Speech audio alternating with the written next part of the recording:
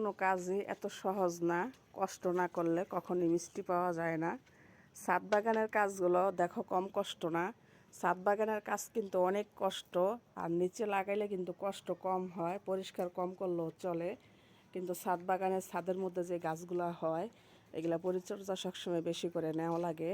তো আমার পুদিনা গাছগুলো সব নষ্ট হয়ে গেছে, এই জন্য পুদিনা গাছের মাটিগুলো সব চেলে পরিষ্কার করে আবার নতুন করে করতেছি। দেখো এই গাছটা লেবু গাছ, কি পরিমাণ ঘাস হয়ে রয়েছে দেখো।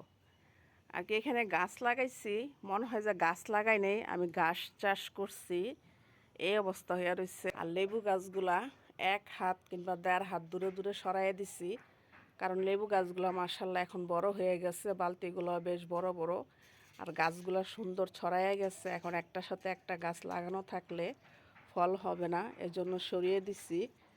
3টা বালতি 3 জায়গায় দিয়ে দিছে, একদম অনেক দূরত্ব করে। ইনশাল্লাহ লেবু দিলে তোমাদের মাঝে শেয়ার করব। আর মাটি কিন্তু ধানের মতন শুকাইতেছিলাম ছাদের ভিতরে। আর টপের মাটিগুলোর মধ্যে মনে হয় যে ঘাস, কী যে পরিমাণ ঘাস হয়েছে, মনে হয় আমি মরিচ গাছ লাগাই নাই, গাছ চাষ করছি, এরকম পরিমাণ ঘাস হয়েছে টপে টপে। এগুলা সব পরিষ্কার করে মাটিগুলা সবগুলা একসাথে ভেঙে একদম ঝরঝরা করে রোদে শুকাইতেছি। এখন চেলে আবার বালতিতে সুন্দর করে গাছ লাগিয়ে দিব। আর দেখো এখন ঠিকঠাক মতন রাখতেছি। আর আজকে চেষ্টা করব ছাদের বাগানের কাজগুলা কমপ্লিট করার জন্য।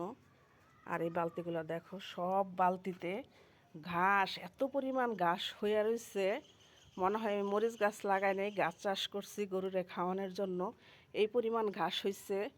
আর ঘাসের যে গোড়াগুলা মাটির নিচ পর্যন্ত চলে গেছে, দেখো কি পরিমাণ ঘাস। আর সবগুলা মাটি চেলে পরিষ্কার করে নতুন করে টপে দেব। তো সবাই ভালো থাকো, সুস্থ থাকো, আল্লাহ হাফেজ।